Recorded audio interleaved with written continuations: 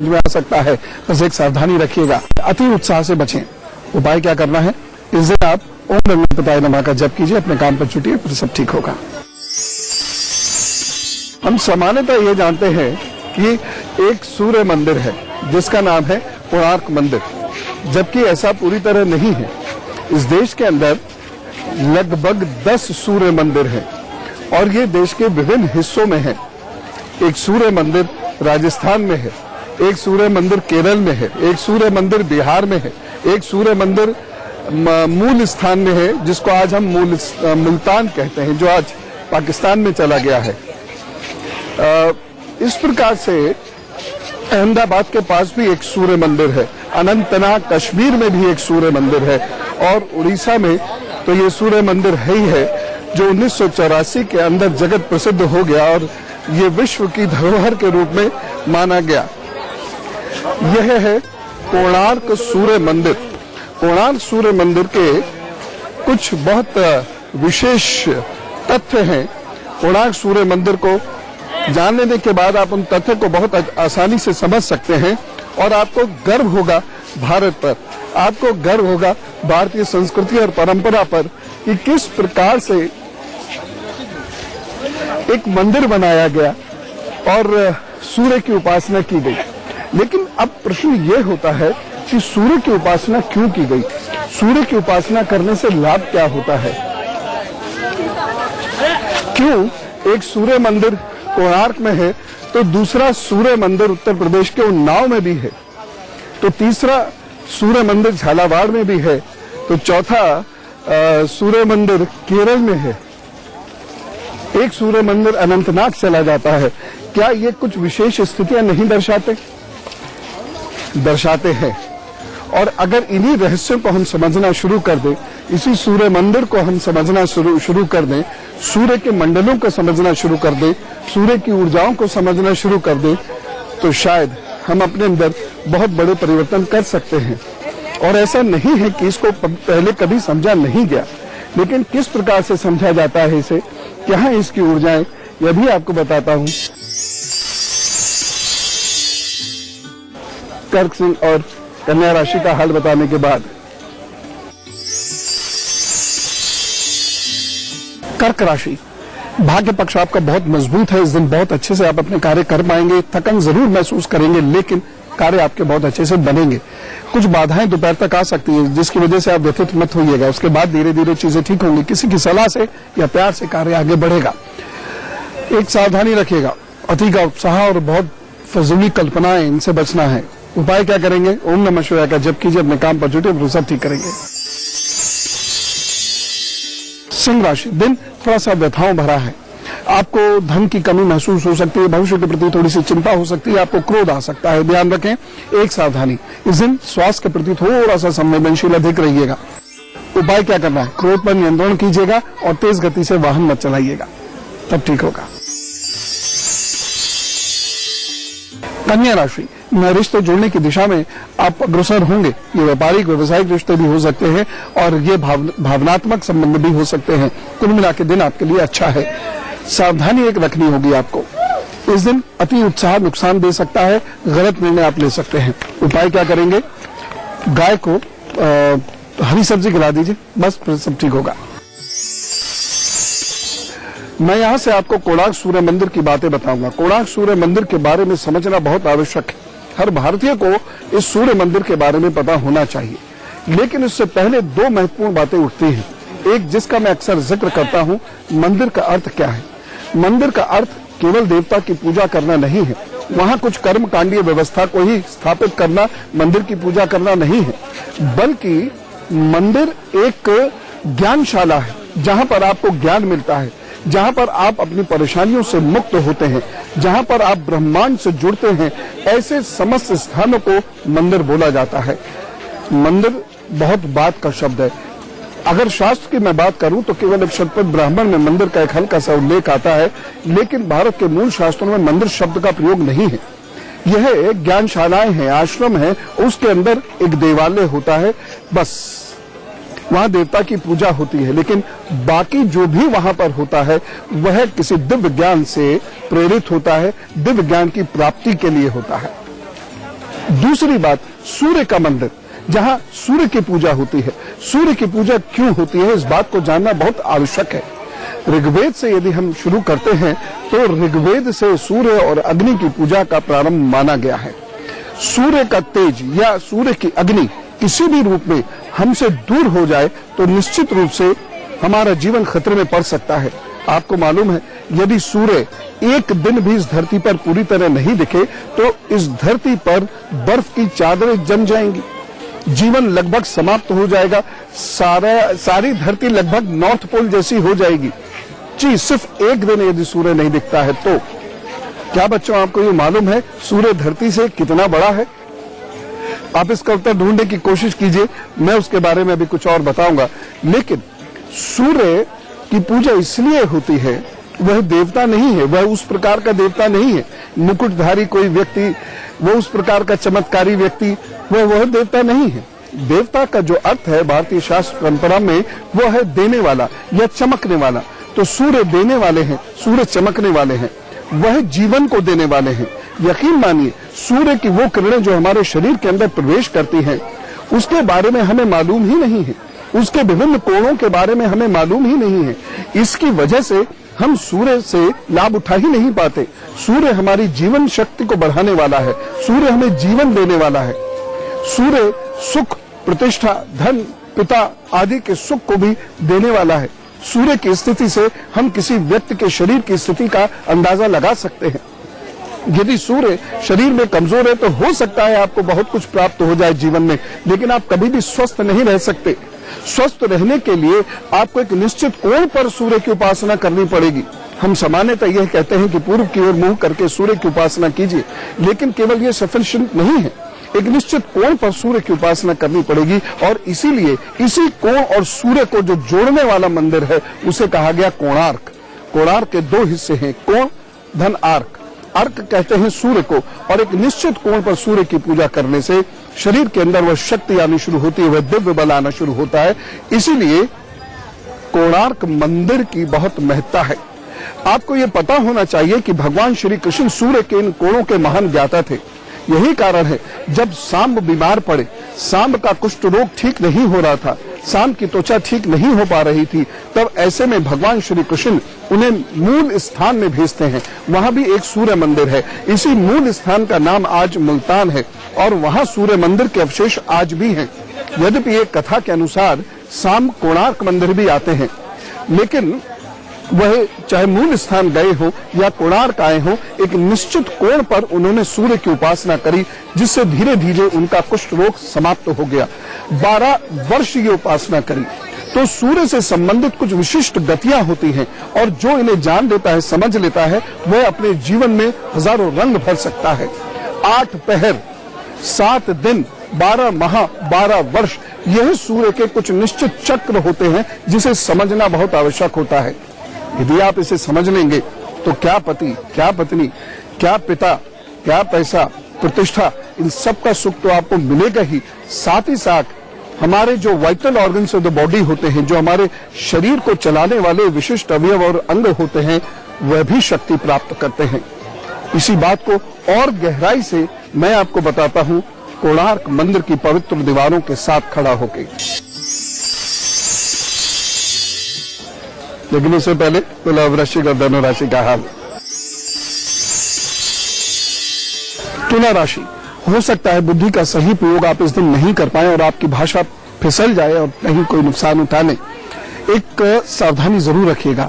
इस दिन अपना धन, अपने कमर और अपने जीवन साथी या होने वाले जीवन साथी के स्वास्थ्य का ध्यान रखिएगा। उपाय क्या करना है, इस दिन को बेहतर बनाने के लिए आपको उड़द की दाल का दान जरूर करना है। वृश्चिक राशि, मन थोड़ा सा भारी भारी रहेगा, उदासी छाई रहेगी, आलस से पकड़े रहेगा, लेकिन दिन कुल मिला के अच्छा है।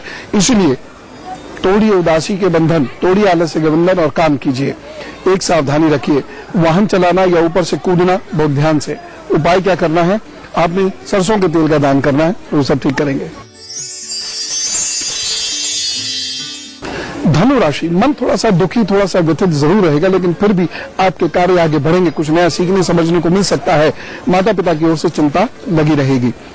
एक सावधानी, भाषा पर नियंत्रण रखें। और उपाय क्या करना है, इस दिन को बेहतर बनाने के लिए ओम नारायण नमो नमः का जप कीजिएगा। लीजिए, हम विश्व की धरोहर कोणार्क मंदिर के सामने खड़े हुए हैं। कोणार्क सूर्य मंदिर जो भारत के ही नहीं विश्व के सबसे प्रसिद्ध इलाकों में से एक है। यह इसका प्रवेश द्वार है। इसमें 900 वर्ष पुरानी, ये लगभग 900 वर्ष पुरानी प्रतिमाएं हैं जो आप देख रहे हैं। ये शेर है, हाथी है, इसके नीचे एक मनुष्य दबा हुआ है। ये एक खास सिग्निफिकेंस रखते हैं, इसका एक विशेष औचित्य है।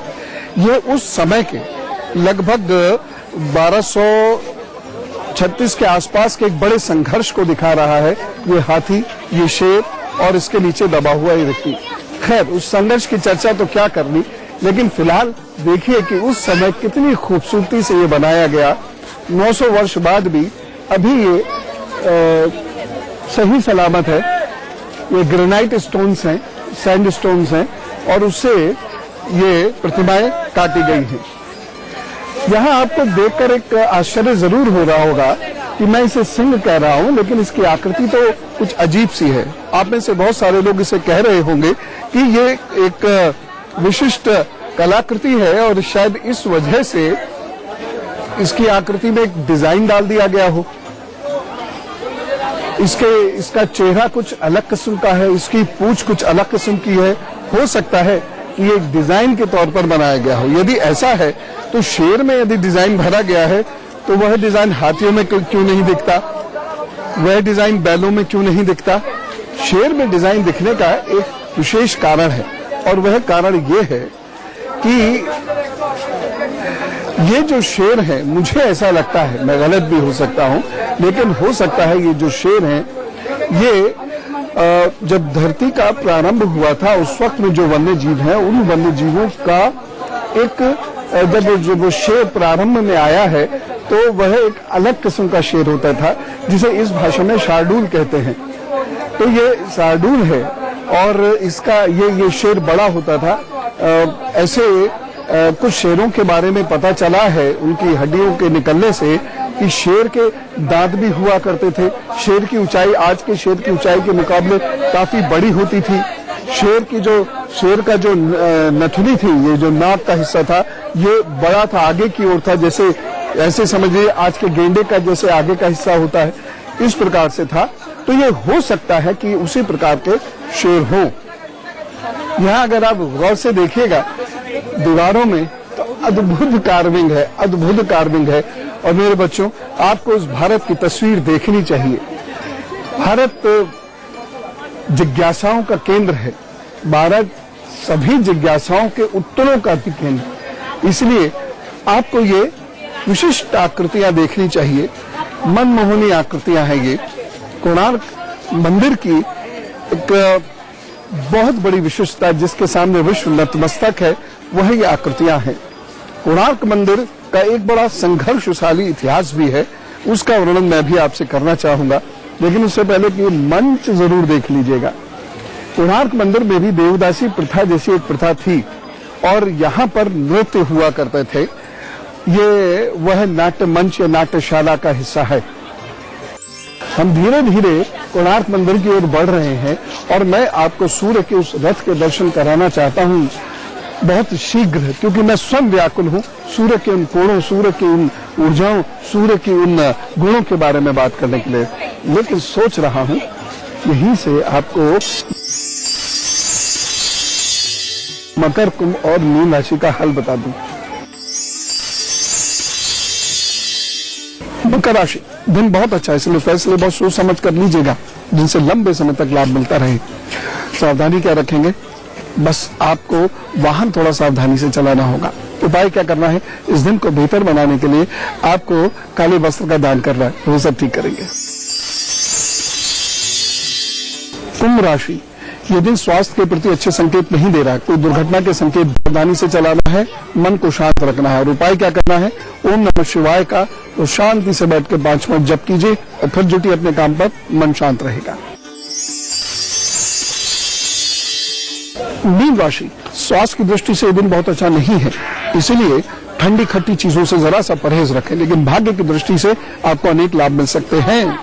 सावधानी रखिएगा, एक इस दिन किसी की बातों में नहीं आइएगा, कोई आपको नुकसान दे सकता है। उपाय क्या करेंगे ये दिन बेहतर हो, इसके लिए ओम दुम दुर्गाय नमः, ओम दुम दुर्गाय नमः का जप कीजिए, जुटिए अपने काम पर, तो सब ठीक करेंगे। किलों के और बड़े मंदिरों के प्रवेश द्वार को हम कहते हैं सिंह द्वार। सिंह द्वार से मैं प्रवेश कर रहा हूं। ये बहुत ही खूबसूरत स्थान है और यहाँ पर पहुंच के तो लग रहा है कि जैसे मैं उसी युग में पहुंच गया हूं।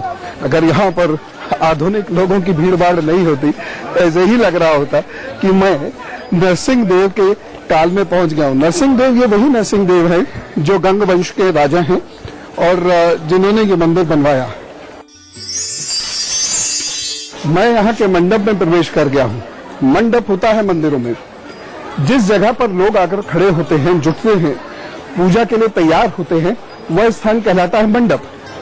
ये मंडप है, अब तो ये बुरी तरह टूट फूट चुका है और इसके टूटने का कारण भी मैं आपको बताना चाहता हूँ।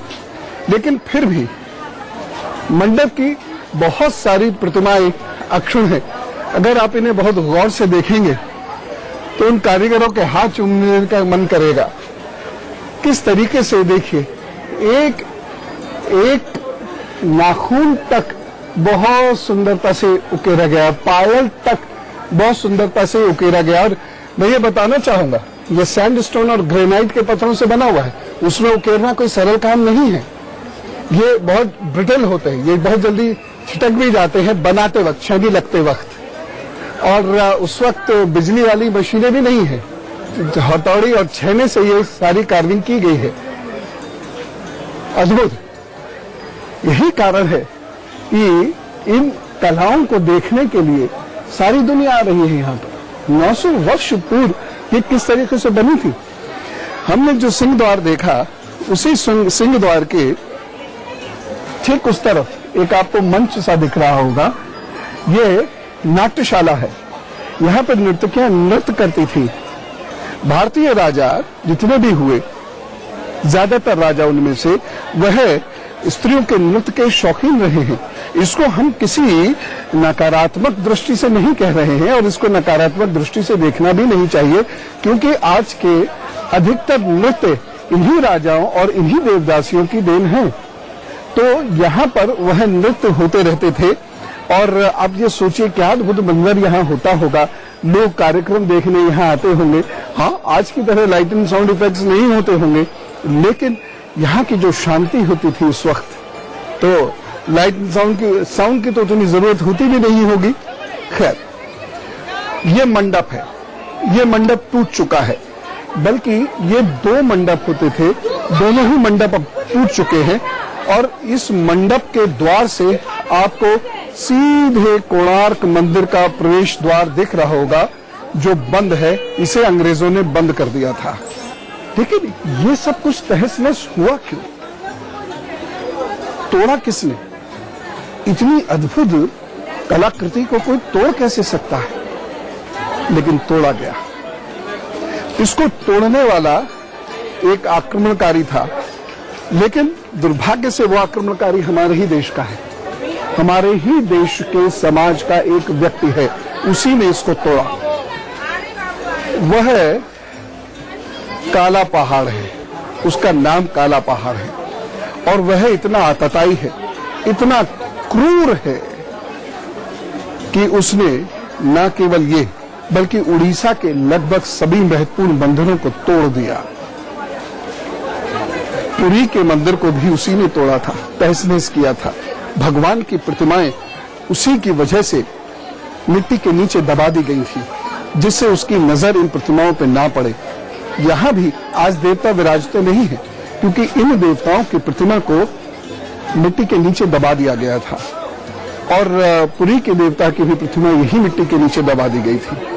यदि कभी खुदाई हुई, मुझे ऐसा लगता है अनगिनत प्रतिमाएं देवताओं की इस मिट्टी के नीचे दबी मिलेंगी।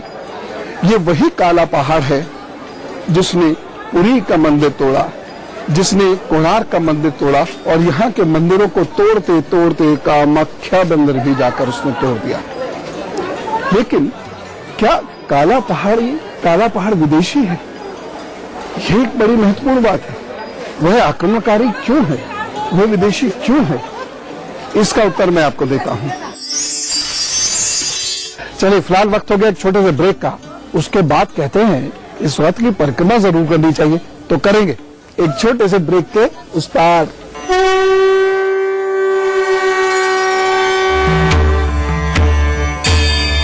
पतंजलि एलोवेरा जेल अपनाए, पिंपल्स रिंकल्स मिटाए, मॉइस्चराइज्ड ग्लोइंग स्किन पाए। अब आपको कराता हूं कोणार्क के दर्शन। कितने खूबसूरत रहे होंगे ये मंदिर। जगन्नाथपुरी जी का मंदिर कितना खूबसूरत, कामाख्या कितना पवित्र, कितना सुंदर। ऐसे ही हजारों मंदिर हैं उड़ीसा के अंदर, बंगाल के अंदर, तोड़ दिए गए। और मैंने आपको ये बताया कि ये आक्रमणकारी ने तोड़े। उसका नाम है काला पहाड़। सुलेमान करके एक शासक है, वह उसका सेनापति है। लेकिन आपको ये जानकर आश्चर्य होगा कि काला पहाड़ ना अफगानिस्तान से आया, ना तुर्क से आया, ना ये अरब से आया। ये बंगाल का एक नवयुवक है जिसका नाम है कालाचंद। जातिवाद का शिकार हुआ ये, और उसने उस जातिवाद के विरुद्ध एक आवाज उठानी शुरू करी, लेकिन नकारात्मक हो गया। युवाओं को आवाज जरूर उठानी चाहिए, लेकिन नेगेटिव होकर नहीं। नकारात्मक होती है जब ऊर्जा, तो क्या शरीर क्या समाज सबको तहस नहस कर देती है। ऐसी ही एक आवाज उठी और उसने इस पूरे क्षेत्र के अप्रतिम मंदिरों को, सुंदर इस पवित्र स्थानों को तहस नहस कर दिया। इतना क्रूर था वह, इतना भयंकर था वह कि ये पूरा हिस्सा जो आज आप रौनक से भरपूर देख रहे हैं, यह जंगल बन चुका था। बिल्कुल, ये बिल्कुल जंगल बना दिया था उसने। अकबर के हाथों वो मारा गया। लेकिन ये बताने के पीछे बच्चों को एक संदेश देना मेरी मंशा थी कि कभी भी विद्रोह नकारात्मक नहीं होना चाहिए, सकारात्मक होना चाहिए। और समाज से भी मैं कहना चाहता हूं कि बच्चों के मन में नकारात्मकता कभी नहीं भरिएगा। खैर, इस कहानी पर फिर किसी दिन बात करेंगे। अभी मैं बात आपकी सूर्य की करता हूं। दरअसल की आंखें, ऐसे लोगों का गला, विशुद्धि, थायराइड का इलाका, ये पूरा इलाका जहां से थायराइड डेवलप होता है, ऐसे लोगों का हार्ट, ऐसे लोगों का लिवर, ये सारे सिस्टम्स वीक होते हैं। और आपको पता है कि थायराइड और लिवर, ये सिस्टम्स यदि किसी के वीक हो जाएं, तो या उसका प्रोटीन पचेगा नहीं, या प्रोटीन शरीर में ज्यादा जाने की वजह से उसको गाउट आदि प्रॉब्लम्स हो सकती है। जिसका लिवर प्रॉपर तरीके से खाने को पचाएगा नहीं, कहीं ना कहीं उसकी किडनी पर भी उसका असर आएगा ही आएगा, उसके हार्ट पर भी उसका असर आएगा ही आएगा। इसीलिए मैं कह रहा हूं, जिन लोगों का जन्म सूर्य अस्त होने के बाद और सूर्य उदय होने से पूर्व हुआ हो, उन लोगों को स्वास्थ्य का कुछ विशेष ध्यान रखना होगा। जिन लोगों का जन्म 15 नवंबर से लेकर 14 जनवरी के बीच में हुआ हो, इन लोगों को अपने स्वास्थ्य का कुछ विशेष ध्यान रखना चाहिए। क्या ध्यान रखना चाहिए, ये मैं अभी बता दूंगा। एक और चीज मैं आपसे यहाँ कहना चाहता हूँ, ये सूर्य आकाश में जो दिख रहा है, पता है ये हमसे कितना बड़ा है, यानी हमारी धरती से कितना बड़ा है? 12,000 गुना ज्यादा बड़ा है, 12,000 गुना। और जब इसकी यात्रा करते हैं तो लगभग 21 लाख किलोमीटर के दायरे में भी इसके कोई चीज आ जाए तो उसे ये अपने अंदर खींचकर जला मारेगा। इतनी अग्नि इसके अंदर है। और ये ठोस ग्रह नहीं है, ये गैस का एक बहुत बड़ा पिंड है। लेकिन जितने भी ग्रह हैं, उनकी दो स्थितियां हैं। एक स्थिति तो भौतिक स्थिति है जो हमें दिख रहा है, और इसके प्रकाश से जो हमारी त्वचा, जो हमारे को विटामिन डी आदि आदि मिल रहा है, पेड़ पौधे फल फूल रहे हैं, गर्मी और सर्दी का माहौल बनता है, आदि आदि आदि। लेकिन इन्हीं ग्रहों का एक अदृश्य शक्ति भी है, अदृश्य ऊर्जा भी है, जो अभी बहुत सारे लोगों को द्वारा पता लगाई नहीं जा सकी है। हाँ, कोशिशें चल रही हैं। जर्मनी के और अमेरिका के साइकोलॉजिस्ट लगातार वो प्रयत्न कर रहे हैं कि कैसे इस सूर्य के विभिन्न कोणों पर हमारे मनोभाव बदलने शुरू होते हैं। खैर, हम तो ये 4000 वर्ष पूर्व से भी पहले जानते थे कि सूर्य किसी विशिष्ट कोण पर मनोभाव यानी मूड्स तो चेंज करता ही करता है, साथ ही साथ सूर्य अपने विशिष्ट कोणों पर आत्मबल, एक व्यक्ति ने पूछा था, उस एपिसोड को मैं करूंगा कि आत्मबल का क्या प्रभाव पड़ता है सूर्य के ऊपर, सूर्य से हमारे ऊपर आत्मबल का प्रभाव क्या पड़ता है। तो आत्मविश्वास भी सूर्य के निश्चित कोण, जो हमारा जन्म लेने का स्थान है, वहां पर उस वक्त सूर्य का क्या निश्चित कोण था जिसने हमारे आत्मबल को कम या ज्यादा किया, आत्मविश्वास को कम या ज्यादा किया, हमारे अंदर इंट्यूशन पावर दी कि नहीं दी। ये सारी चीजें सूर्य से संभव है। इसके बारे में अभी मैं आपको बताऊंगा। साथ साथ कोणार्क मंदिर भी हम घूमते रहेंगे। लेकिन ऐसा नहीं लगता कि जिनका जन्मदिन है उनको जरा जन्मदिन विश कर दे? तो चलिए जरा जोरदार तरीके से कहिए कोणार्क मंदिर के मुख्य द्वार से, wish you very happy birthday. आपको आगे आने वाले 12 महीनों का हाल बताता हूं। अच्छे हैं, इन 12 महीनों में खूब घूमने फिरने को मिल सकता है आपको, नई जगह पर जाकर कहीं सेटल भी हो सकते हैं, विदेश यात्रा के सहयोग भी बन रहे हैं, और अब यदि विदेश में जाकर पढ़ना या काम करना चाहते हैं तो इन 12 महीनों में किए गए प्रयासों से आपको सफलता मिल सकती है। कुल मिला के ये समय बहुत अच्छा है, लेकिन जहां समस्या है वो भी जान लीजिए। रिश्तों को लेकर ये समय बहुत अच्छा नहीं है और आपके अपने मूड की वजह से कहीं कोई परेशानी हो सकती है। पूरे 12 महीनों में आपको अपनी कीमती चीजें बचाकर चलना होगा, क्योंकि कोई गायब कर सकता है। उपाय कर लीजिएगा, चांदी की चेन मां के हाथ से अपने गले में पहनिए और हर शुक्रवार को साबूदाने की नमकीन लोगों में बांट दिया कीजिए। लोग कोई भी हो सकता है, बस आराम से 12 महीने पार भी होंगे और आप तरक्की भी करेंगे। All the best. अभी मुझसे एक छोटे से बच्चे ने पूछा कि यहाँ पर मैग्नेट कहाँ मिलता है, मुझे दिखाइए गुरुजी। उसका बड़ा इनोसेंट सा प्रश्न था और मुझे लगा कि मुझे जरूर बताना चाहिए कि मैग्नेट कहाँ है इस बिल्डिंग के अंदर। तो मैंने सोचा लगे हाथ आपको भी बता देता हूँ।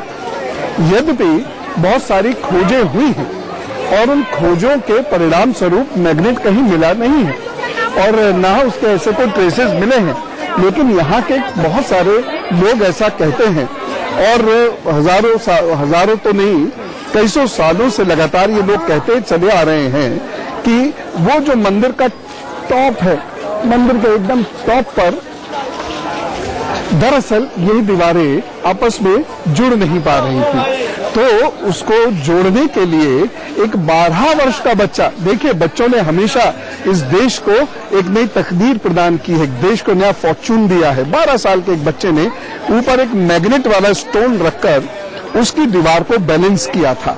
बाद में कहते हैं कि चूंकि इससे जहाजों का आवागमन प्रभावित हो रहा था, उनका जो कंपास होता था वह प्रभावित हो जाता था, वो ट्रू नॉर्थ भूल जाते थे। इसकी वजह से उस मैग्नेट स्टोन को वहां से हटा दिया गया और लोग तो यहाँ तक कहते हैं कि उस मैग्नेट स्टोन को हटाने की वजह से इसके मंदिर को बहुत भारी क्षति हुई और इस मंदिर की जो दीवारें आदि थी वह वहां पर रुक नहीं पाई, उनमें दरारें आ गई और वह धीरे धीरे वह छिटक गई। ये संभव भी हो सकता है, यद्यपि जो अंग्रेजों के समय में यहाँ रिसर्चेस हुई है, ASI ने जो यहाँ पर रिसर्चेस की हैं, उसके अनुसार ऐसा कोई मैग्नेट स्टोन नहीं मिला। मैग्नेट स्टोन की बात आती है तो मैं आपके काम की एक आपको महत्वपूर्ण बात बताना चाहता हूँ। 2 ऐसे ग्रह हैं जिनसे हम सब लोग बहुत ज्यादा प्रभावित हो जाते हैं, शनि और राहु। मैग्नेट इन दोनों ग्रहों का बहुत अच्छा इलाज है। मैग्नेट स्टोन यदि आपको मिल जाए और आप उसे माला के रूप में या आप उसे अंगूठी के रूप में धारण कर लें तो यह आपको अद्भुत प्रभाव देगा। उस ग्रह के जो दुष्प्रभाव है उसे खत्म करके आपके मन को असीम शांति देगा।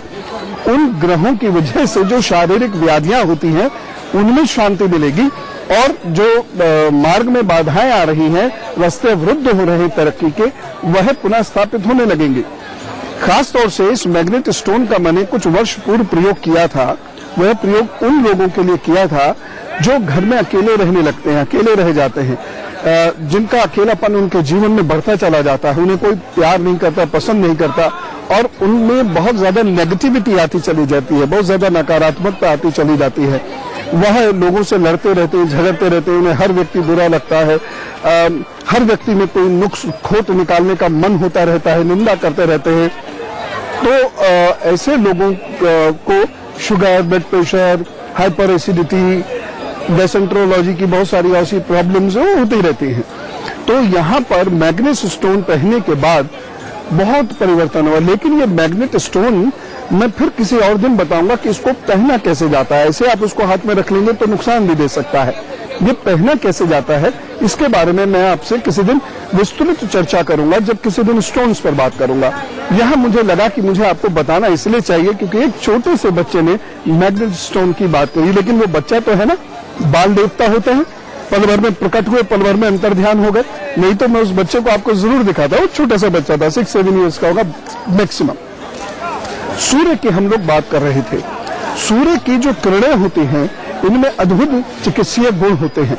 इसलिए सूर्य की किरण 3 जगह अग्नि उत्पन्न करती हैं, खेत में, दूसरा किचन में और तीसरा हमारे पेट में। इन तीनों जगह अगर किसी के अग्नि उत्पन्न होती है, यानी इन तीनों जगह यदि भोजन को पकाकर खाया जाता है और धीरे धीरे चबाकर खाया जाता है तो ऐसा भोजन कभी भी व्यक्ति को बीमार नहीं डालता। लेकिन यदि भोजन कम पका हुआ है, जिसके किचन में धूप नहीं आती है, उसको परेशानी होगी ही होगी। और ये कोई धार्मिक कारण नहीं है कि हमारे किचन जो है वो नॉर्थ ईस्ट में होनी चाहिए। यह एक वास्तु का कारण है कि किचन नॉर्थ ईस्ट में होने से सूर्य की किरणें दिन भर किसी न किसी एंगल से हमारे अनाज पर पड़ती रहती है और सूर्य की किरणों से ही ये सारा खेल हो जाता है, जिसमें हम भाग्य को भी जोड़ते हैं, जिसमें हम अपनी मनोदशा को भी जोड़ते हैं, जिसमें हम साइकी को भी अपने जोड़ते हैं। सूर्य की किरणें अब सब लोग जानते हैं कि वह 7 रंग उसके अंदर होते हैं और वह एक निश्चित रंग से परावर्तित होकर उसके अंदर जो पानी रखा होता है वह उसे चार्ज कर देती है, जो आपकी बहुत सारी बीमारियों को दूर कर देता है। जैसे आपको यदि बहुत क्रोध आता है या बहुत उदासी रहती है, आपके मूड स्विंग्स बहुत ज्यादा होते हैं, तो क्या कीजिए, आप एक नीली बोतल लीजिए और नीली बोतल को या आप एक सफेद बोतल ले लीजिए, उसे सेलोफिन से लपेटकर उसमें जल भर दीजिए और उसे लकड़ी पर रखकर, नॉन कंडक्टर पर रखकर उसे बहुत दिनों तक सूर्य के सामने रखे रहिए, 11 दिनों तक, और रोजाना आधा कप पीना शुरू करिए। आप देखेगा धीरे धीरे धीरे धीरे आपके मूड स्विंग्स होना बंद हो जाएंगे। यहाँ तक कि जिनको ओसीडी की प्रॉब्लम्स थी उनको भी मैंने जब ये चीजें बताई और उन्होंने वर्ष भर तक करी तो उनकी ओसीडी की प्रॉब्लम बहुत हद तक ठीक हो गई। आप इसका एक्सपेरिमेंट स्वयं करके क्यों नहीं देखते? देखिए ना, जिन लोगों का कंसंट्रेशन, विद्यार्थी ध्यान से सुने, जिन लोगों का कंसंट्रेशन बहुत डिस्टर्ब है, तो जिन लोगों का कंसंट्रेशन डर, चिंता और गुस्से की वजह से कम है, वह तो नीली बोतल में रखे हुए पानी को चार्ज करें। और जिन बच्चों के अंदर रुचि नहीं है या जिनके दिमाग कमजोर हैं या जो पढ़ ही नहीं पाते, बैठ नहीं पाते किसी कारणवश, उनको हरी बोतल के अंदर रखे हुए जल को सूर्य से चार्ज कर कर पीना चाहिए। जिन लोगों के अंदर आत्मविश्वास की बहुत कमी है, जिन लोगों के लिवर और किडनी प्रॉपर वर्क नहीं करते, इन्हें लाल बोतल के अंदर रखे हुए जल को चार्ज करके सूर्य वाला पानी, सूर्य किरण चिकित्सा इसे बोलते हैं, सूर्य तप्त जल इसे बोलते हैं, सूर्य तप्त जल को पीना चाहिए। उससे उन्हें लाभ होना शुरू हो जाता है। जिन लोगों को योग साधना के चरम पर पहुंचना है तो वह ऐसे नहीं पहुंच सकते, क्योंकि उसके लिए तो बड़ा विलक्षण मस्तिष्क चाहिए, उसके लिए तो बड़ी ऊर्जा चाहिए, उसके लिए कठोर मेहनत चाहिए, तप चाहिए, उसके लिए दिमाग बहुत तीक्ष्ण होना चाहिए और शांत होना चाहिए, वृत्तियां नियंत्रण में होनी चाहिए। ऐसे लोगों को बैंगनी रंग की बोतल के अंदर निश्चित कोण पर, निश्चित कोण क्या है ये मैं अभी बताता हूं, बैंगनी रंग की बोतल के अंदर जल भरकर उसे किसी नॉन कंडक्टर जैसे लकड़ी या रबड़ के ऊपर रखकर और उसको पानी को चार्ज करना चाहिए। अब यह निश्चित कोण क्या है, मैं अभी आपको कोणा का रथ भी दिखाऊंगा जिसकी वजह से ये बहुत प्रसिद्ध है और आप देखिएगा कि 900 साल पहले भी इस विज्ञान के बारे में कितना लोग जानते थे, लेकिन पिछले 200-300 वर्ष में हम सबसे ज्यादा भूले हैं इस विज्ञान को। खैर, सूर्य बिल्कुल सीधा हो और जैसे जैसे सूर्य बदलता जाए वैसे वैसे वैसे वैसे उस बॉटल का एंगल भी बदलता चला जाए। बॉटल के आगे एक जगह आप मार्क कर लीजिए, वह सूर्य के साथ साथ घूमनी चाहिए, सूर्य के साथ साथ घूमनी चाहिए। अब जैसे कुछ लोगों के घर में सूर्य दिखाई नहीं देता, मान लीजिए सूर्योदय का समय है 6:30 बजे, उनको दिखाई देता है 8 बजे, तो बहुत सारे लोग क्या करते हैं मजबूरीवश, मैं भी सलाह दे देता हूं मजबूरीवश, कर क्या सकते हैं, हमारे हाथ में तो वह चीजें हैं नहीं, तो हम एग्जैक्ट ईस्ट की तरफ खड़े होकर सूर्य को जल दे देते हैं। लेकिन वो उस वक्त वह सेंटर ऑफ मैग्नेट नहीं है, सेंटर ऑफ मैग्नेट वहां है जहां पर सूर्य 8 बजे आ चुका है, लेकिन चूंकि वह दिखाई नहीं दे रहा और एग्जैक्टली हमें पता नहीं लग रहा, इसलिए हम ईस्ट की तरफ मुंह करके जल दे देते हैं कि ना से कुचला भी सही, नाना मामा से खाना मामा ही सही। लेकिन सूर्य का जिस प्रकार से कोण बदलता है, यदि हम अपना मस्तक उसके सामने रखें तो हमारा शरीर हजारों व्याधियों से दूर हो जाएगा।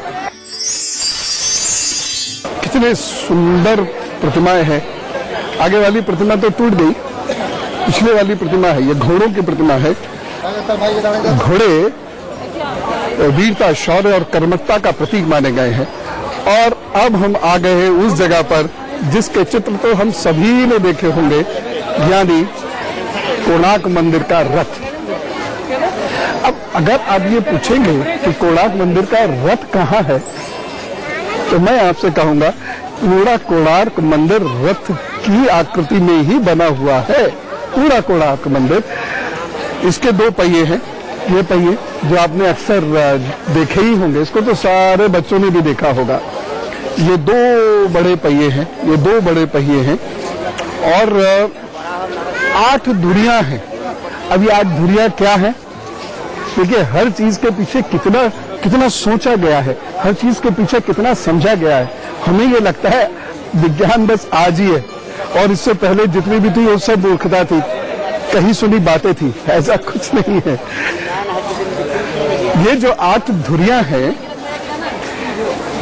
यह 8 पहर हैं। ये 8 धुरियां, ये 8 पहर हैं। चक्र का अर्थ घूमता रहता है। तो ये जो 8 धुरियां हैं, ये 8 पहर हैं। हमारे यहाँ भारतीय ज्योतिष के अनुसार जो दिन को बांटा जाता था, अभी तो वह 24 घंटों में बांटा जाता है, लेकिन उस समय दिन को 8 पहरों में बांटा जाता था। यदि आज के हिसाब से देखें तो 3 घंटे से थोड़ा कम एक पहर होता था। और आपको मैं ये भी कहना चाहूंगा कि राजा को केवल 1 पहर सोने की अनुमति होती थी, बाकी पहर, 1 पहर वो साधना करना उसके लिए आवश्यक होता था।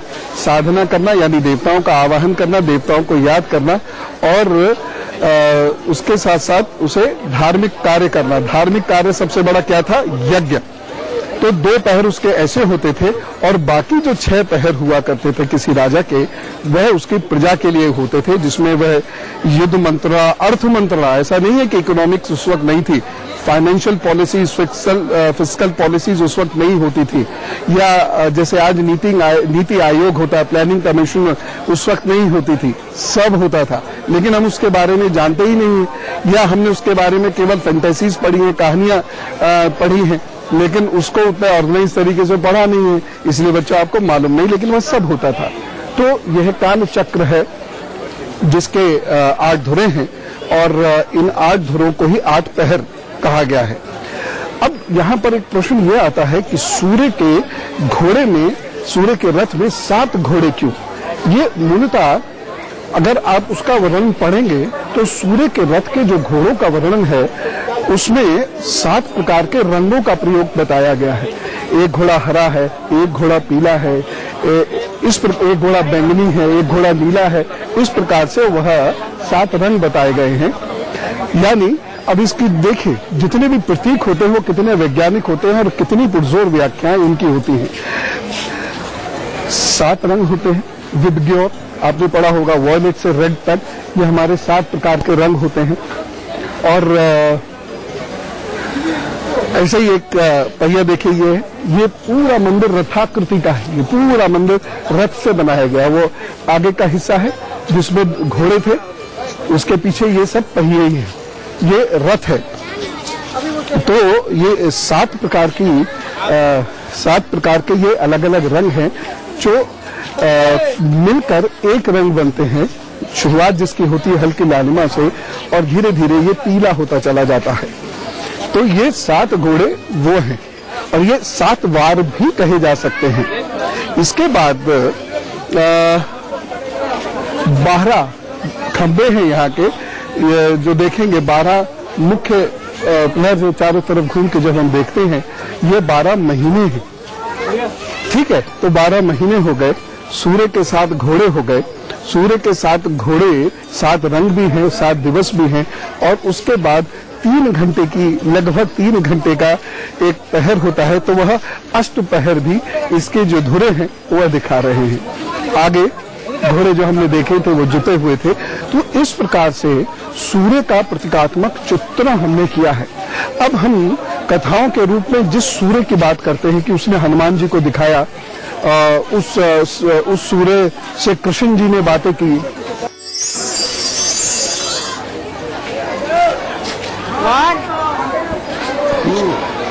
ये बाएं पृष्ठ में हम लोग आ गए। ये बाएं पृष्ठ के 3 घोड़े हैं, 3 इधर दाएं में थे, 3 बाएं में है। यद्यपि ये टूट चुके हैं, इसमें काला पहाड़ का कृत्य भी शामिल है। उसके बाद अंग्रेज भी इसकी बहुत ज्यादा रक्षा नहीं कर सके। क्यों करते? हमारा घर है तो उसकी रक्षा हमें करनी है। लेकिन खैर, तो ये कोणार्क है। बहुत सारी बातें हमने कोणार्क की और ये तय है जितनी हमने की उससे कई गुना ज्यादा छूट गई होगी, क्योंकि ये इतना बृहद इतिहास है, क्योंकि ये भारत का इतिहास है। सूर्य पता है कितना बड़ा है? इतनी बड़ी फुटबॉल होती है, उस फुटबॉल के बगल में छोटी मटर का दाना रख दीजिए, वह धरती है और ये सूर्य है। 12,000 गुना बड़ा है हमसे। तो उसकी बातें इतने कम समय में कैसे होंगी? लेकिन जो मैंने आज आपको उपाय बताए हैं, जो कोणार्क के दर्शन आपको कराए हैं, थैंक यू तो बनता है ना। तो चलिए चलता हूं मैं यहाँ। आप सभी लोग बहुत स्वस्थ रहे, सुखी रहे, आपके मूड्स बहुत अच्छे रहे। ठीक, तो यहाँ बहुत सारे लोग हैं, तो हम इस महान इतिहास की जय जयकार तो बोलेंगे, इस महान धरती की जय जयकार तो बोलेंगे ही बोलेंगे। तो राम राम, नमस्कार, और ये सभी मेरे साथ कहेंगे भारत माता की जय।